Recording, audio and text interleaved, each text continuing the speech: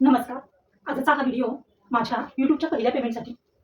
खरं तर हे आलेलं YouTubeचं पहिलं पेमेंट अगदी खूप नाही, पण जेमतेम असं अगदी आलेलं आहे. पण काही का असेना, त्याच्यासाठी संघर्ष मात्र भरपूर होता.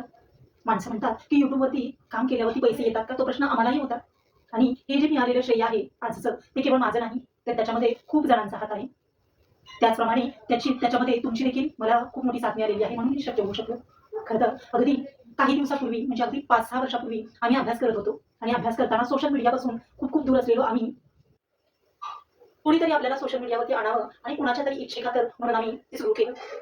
खरं तर यामध्ये माझा भाऊ, त्याची खूप इच्छा होती, त्याला सोशल मीडियाचं खूप आकर्षण होतं आणि त्याची इच्छा होती, की आम्ही जो अभ्यास करतोय, तो अभ्यास केलेला अभ्यास आम्ही YouTubeवरती सादर करावा. त्यावेळी आम्हाला YouTube म्हणजे काय किंवा सोशल मीडिया कशाप्रकारे सोशल मीडियावरती अभ्यासाचा वापर कसा करतात हेही माहीत नव्हतं. केवळ त्याच्या इच्छेखातर म्हणून किंवा आग्रहास्तव म्हणून त्यांनी स्वतः तो चॅनल काढला.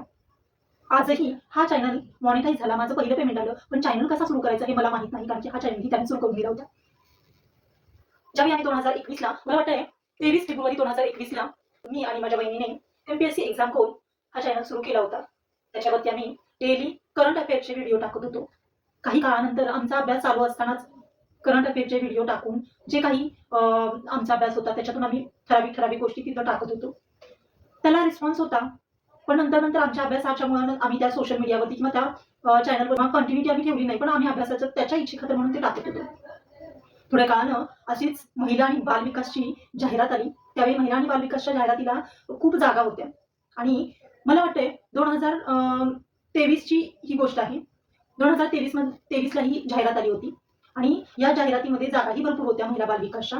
पण जो पोर्शन होता त्या पोर्शनसाठी 60 मार्काला काहीतरी करंट अफेअर होतं आणि बालमानसशास्त्र हे 40 मार्काला होतं. मग त्या 40 मार्कामध्ये तुम्ही जर चांगले मार्क मिळवले तर तुमचं म्हणजे सिलेक्शन होण्याचे चान्सेस खूप होते आणि एकच परीक्षा होती.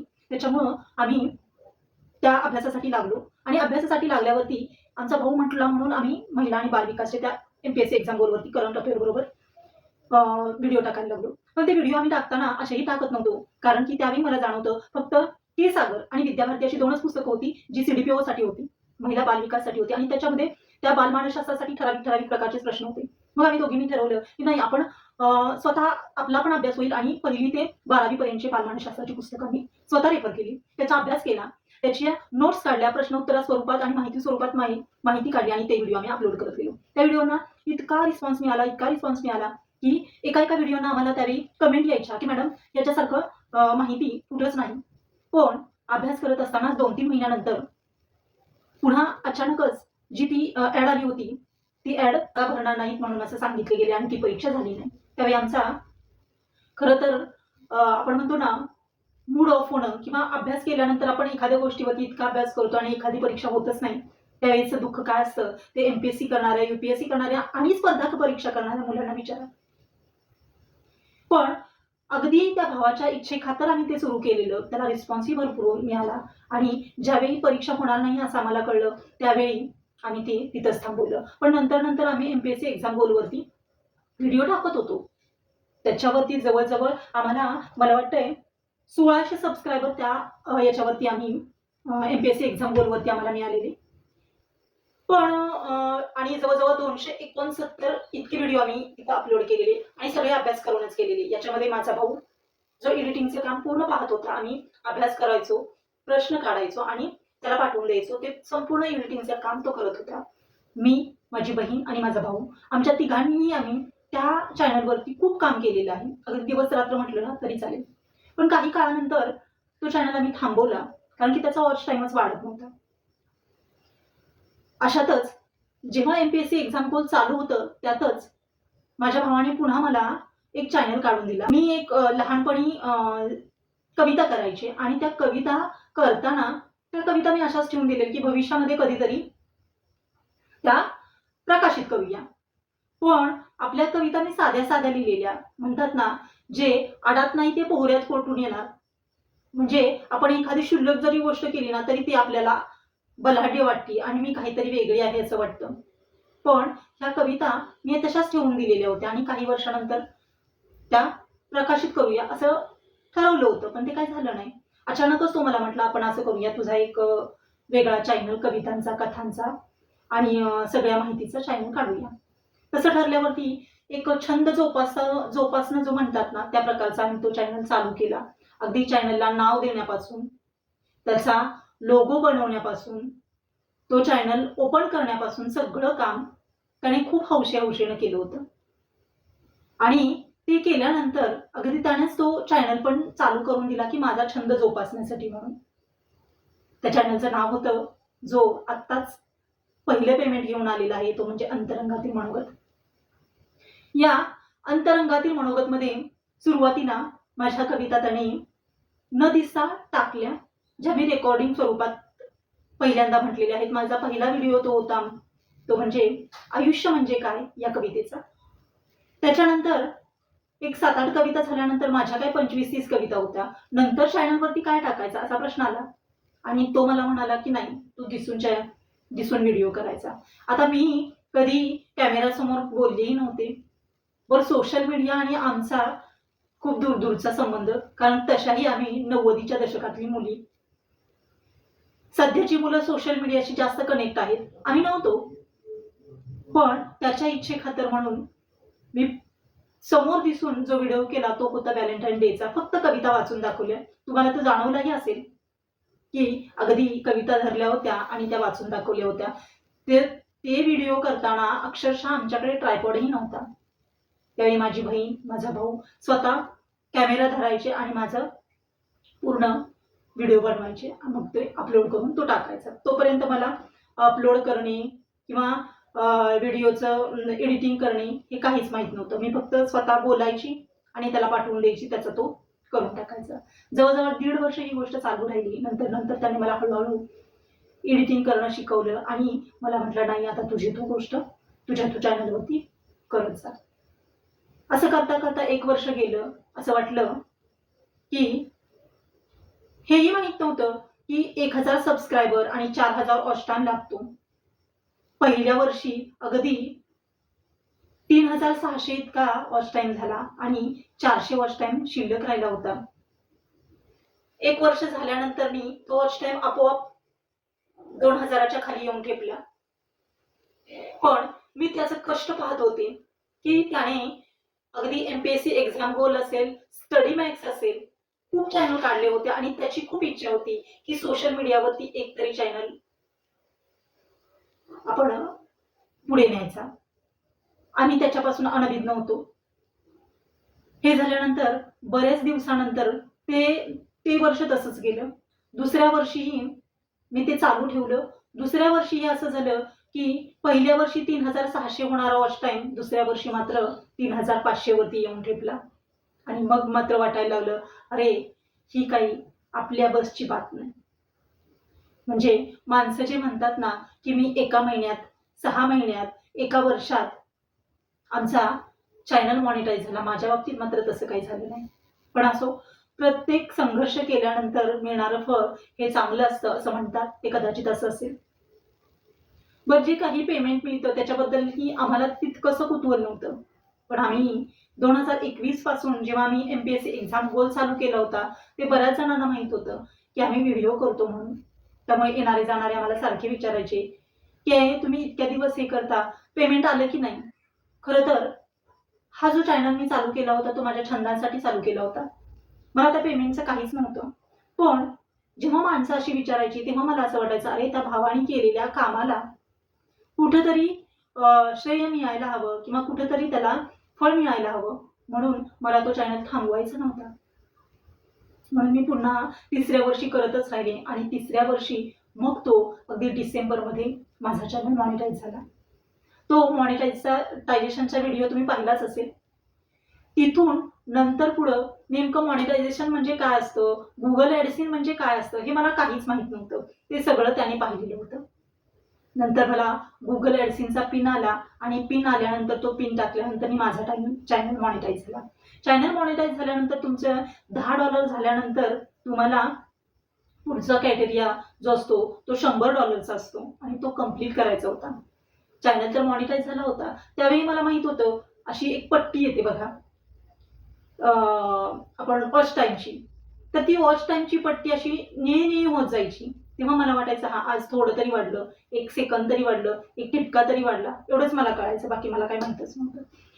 पण जेव्हा $100 कंप्लीट करायचे असा प्रश्न आला, तेव्हा मला प्रश्न पडला, की 4,000 वॉच टाईम करायला जर मला 3 वर्ष गेली, तर आता डॉलर म्हणजे हे भरपूर असणार. हे कसं कळणार आपल्याला? म्हणून मी ठरवलं, की नाही म्हटलं मी आता काही करणार नाही. हे एक झालं, मॉनिटायझेशन झालं आणि आता $100 म्हणजे किती वर्ष लागणार अजून? पण त्यावेळी माझ्या बहिणीने मला समजवलं, की नाही इतक्या दिवस तू काम केले, तर आता थोडे दिवस कर. 4-5 दिवस मी कंटिन्यू व्हिडिओ टाकत होते. तसेही माझे व्हिडिओ काही खूप जण पाहत नव्हते. अगदी 10-20 अगदी लाँग व्हिडिओ तर माझे पाहतच नव्हते. फक्त माझा एक व्हिडिओ तेवढा जवळ-जवळ 7 लाख जणांनी पाहिलेला होता आणि त्या व्हिडिओने मला तग धरून ठेवलं होतं. बाकी सगळे बरेच जण म्हणतात, की शॉर्ट व्हिडिओने तुमचा चॅनल मॉनिटाईज होत नाही. पण मला माझा चॅनल टिकवून ठेवायचा होता आणि तो थोड्या दिवसांनी का होईना मॉनिटाईज करायचा होता. ते मी शॉर्ट व्हिडिओच्या माध्यमातूनच केलं होतं. हळू-हळू ह्या गोष्टी होत राहिल्या आणि 4-5 दिवसानंतर मग कुठे एवढासा टिपका वाढलेला दिसला. त्यावेळी मला वाटलं, की अरे हां, $5 आले होते, ते वाढले होते. मग अगदी नोव्हेंबरपासून ते आजचा गेल्या महिन्यातला फेब्रुवारी महिन्यापर्यंत ते $100 व्हायला, कंप्लीट व्हायला वेळ गेला. माणसं म्हणतात, की आम्ही एका महिन्यातच माझा चॅनल मॉनिटाईजवरून मला पेमेंट यायला सुरुवात झालं. माझ्या बाबतीत तीही गोष्ट झाली नाही. म्हणजे ही गोष्ट इतकी साधी सरळ सोपी नव्हती. आणि त्याच्यानंतर अगदी आपण म्हणतो ना, की बँकेचे व्यवहार जे असतात, ती मुळातच माझी बँक इथली नव्हती. माझी बँक होती ती पुण्याची होती, कारण की मी आधी पुण्याला राहत होते. त्याच्यामुळे मला पुण्याच्या शाखेत जावं लागलं आणि त्यांच्याकडून तो नंबर आणावा लागला. नंबर आणल्यानंतर जेव्हा मी इथं पण विचारायला गेले होते बँकेमध्ये, तेव्हा ते म्हटले, "हा नंबर तुम्हाला का हवा आहे?" हां, स्विफ्ट कोड नंबर असतो. हे सगळं खरं तर मला काहीच माहीत नाही आणि मी विसरलेली पण आहे. तर तो स्विफ्ट कोड नंबर तो कुणालाही मिळत नाही. ॲक्चुअली तो असतो तो आंतरराष्ट्रीय लेव्हलच्या व्यवहारांसाठी. हेही मला माहीत नव्हतं. ज्यावेळी मी इथं ती माहिती मिळवण्यासाठी बँकेमध्ये गेले, की बाबा मला इथून मिळतोय का? की जरी माझी शाखा पुण्याची असली तरी. तर त्या माझ्याकडं आधी खालीवर बघू लागल्या. मला म्हटलं, "मॅडम कारण की आम्ही ह्या अशा साध्या." की "मॅडम तुम्हाला तो नंबर कशासाठी हवा आहे? हे आंतरराष्ट्रीय व्यवहार लेव्हलचे व्यवहार आहेत आणि तुम्हाला कशासाठी हवा आहे?" मी त्यांना सांगितलं नंतर, तरी पण त्या माझ्याकडे बघत होत्या. म्हणजे एक साधी बाई आंतरराष्ट्रीय लेव्हलचे व्यवहार का करू शकते? तिला हा जो म्हणतात की नाही आपण स्विफ्ट कोड नंबर तो कशासाठी हवाय? म्हणजे याच्यावरून ही माणसं आपली पात्रता ठरवतात. ज्यावेळी मी पुण्याला गेले, पुण्यातील तिथल्या ब्रँचच्या शाखेतील माणसाने मला तो स्विफ्ट कोड नंबर दिला आणि त्याच्यानंतर मी गेल्या महिन्यामध्ये त्यांनी मला सांगितलं, Googleकडून मला मेसेज आला, YouTubeकडून मला मेसेज आला, की तुमच्या मेलला म्हणजे तुमच्या अकाउंटला 21 ते 26च्या दरम्यान पेमेंट जमा होईल आणि तेच पेमेंट मला वाटते 22 तारखेला मला संध्याकाळी मेल आला होता, की तुमचं पेमेंट अकाउंटला जमा झालंय आणि 23 तारखेला ते माझ्या अकाउंटमध्ये जमा झालं. तर याच्यासाठी हा आजचा व्हिडिओ केलेला आहे. पण खरं सांगू का, एक पैसे कमवण्यासाठी म्हणून मी कधीच पाहिलंच नव्हतं या व्हिडिओकडे. माझा छंद म्हणून मी हा चॅनल चालू केला होता आणि छंद म्हणून चालू करता मी बऱ्याच गोष्टी शिकले खरं या YouTubeमुळे. अगदी आपण म्हणतो की नाही, सोशल मीडियावरती खूप गोष्टी असतात, चांगल्याही असतात, वाईटही असतात. त्यातून आपण काय घ्यायचं आणि आत्ता तर सोशल मीडियाचा जमाना आहे. पण या YouTubeच्या माध्यमाने किंवा YouTubeच्या मुळे मी अनेक गोष्टी लिहायला लागले. FB कसं चालवायचं ते मी पाहू लागले आणि तिथं मला एक माझ्याते मी नावाचा ग्रुप दिसला. तिथं मी अगदी चारोळी लेखन, कथालेखन, अलग लेखन, लघुकथा, दीर्घकथा, नाटकं, डॉक्युमेंटरी असे अनेक विषय मी हाताळले आणि साहित्याच्या क्षेत्रात लिखाण काय असतं, हे मला कळू लागलं. जो छंद म्हणतात की नाही, मी मगाशी तुम्हाला म्हटलं होतं, की जे आड्यात नाही ते पोहऱ्यात कुठून येणार? म्हणजे आपण सहज एखादं लिहितो आणि आपल्याला असं वाटतं, की आपण खूप काही अफाट लिहितोय. ही गोष्ट मला त्या मी नावाचा जो ग्रुप आहे, तिथं मी जेव्हा लिहू लागली, तेव्हा मला कळलं, की लिखाणाचे इतके प्रकार असतात, त्याचे नियम इतके असतात. पण ते मी लिहित गेले आणि लिखाणाचे अनेक प्रकार मी हाताळू लागले. आज साहित्यामध्ये लिहायचं कसं हे या यूट्यूब चॅनलमुळे मी त्या लिखाणाच्या माध्यमातून शिकले. त्याच्यानंतर जेव्हा मला या लिखाणातून आम्ही सहजच आकाशवाणीचा एक मला खूप मोठा चान्स आला आणि आकाशवाणीवरती माझं हे लिखाण पाहून त्यांनी माझा 24 मिनिटाचा मुलाखतीचा कार्यक्रम घेतला. हेही मला माहित नव्हतं की या 24 मिनिटाच्या मुलाखतीच्या कार्यक्रमासाठी तुम्हाला पेमेंट दिलं जातं. ते पेमेंट त्यांनी मला लगेच जमा केलं. म्हणजे आकाशवाणीच्या खुर्चीवरती जाऊन बसण्याची जी काही आपण म्हणतो ना स्वप्न जे अद्भुत होतं, तिथं गेल्यावरती मला मी स्वप्नात आहे की काय मी कधीतरी या खुर्चीवरती येऊन बसेन हेही मला जाणवलं नव्हतं. हे केवळ या यूट्यूबमुळे. त्याच्याही पुढे जाऊन मी वर्तमानपत्रात संपादकीयला जवळजवळ 7-8 लेख, 7-8 पेक्षा जास्त लेख मी रविवारच्या संपादकीय लिहिलेले आहेत. हाही मला चान्स आला आणि तो लिहितानाही मी वेगळाच अनुभवला स्वतः.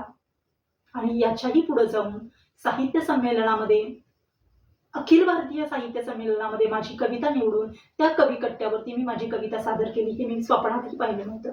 या गोष्टी मी केवळ यूट्यूबमुळे करू शकले.